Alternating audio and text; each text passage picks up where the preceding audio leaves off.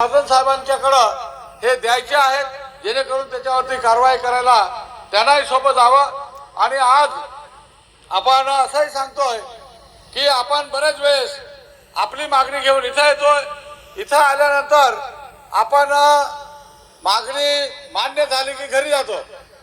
म्हणजे मग आपल्या कामासाठी आपण येतोय, घरी बसलेला म्हणतोय जा तुम्ही जाऊन या, तुमचं काम होईल तेव्हा आपलंही होईल। आणि म्हणून आपण जे लोक कष्टाने इथपर्यंत चालत आले त्या लोकांचा अर्ज करून घ्यायचा आहे आणि त्या लोकांचा प्लॉट जो आहे तो निश्चितपणे चौकशीच्या वेळेस सोपा जावा याच्यासाठी आपण त्यांना ही माहिती देतोय।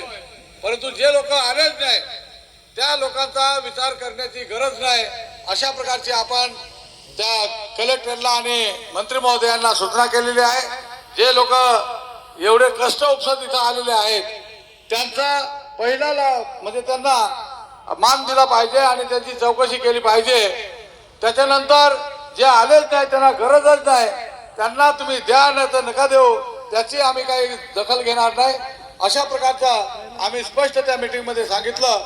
आणि त्यामुळं आपण प्रत्येकाने लाईनला लागायचं आहे, परंतु नाव पुकारल्यानंतर कोणी गडबड करता कामा नये। ऊन फार आहे, असे तरी आपले काही चालता चालता काही लोकांना फिट आली आणि म्हणून एवढ्या उन्हामध्ये एका लाईनला हालचाल न करता उभं राहणं हे अवघड गोष्ट आहे।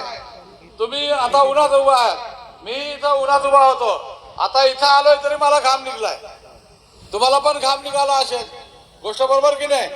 तेव्हा आपण जे आलेले आहोत आपल्या सोयीप्रमाणे परंतु अत्यंत करेक्ट अशा प्रकारचा अर्ज पूर्ण भरायचा आहे आणि तो अर्ज आपल्याला शासनाकडे पाठवायचा आहे।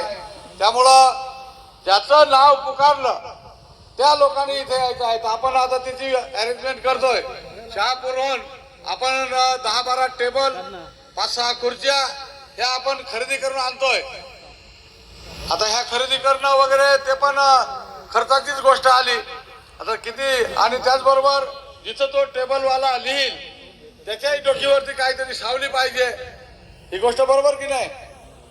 जो लिहायला येईल तो उन्हातून रांगेतून येईल तर त्याला जेव्हा उभा राहील त्याला थोडीशी तरी सावली पाहिजे, विश्रांती पाहिजे।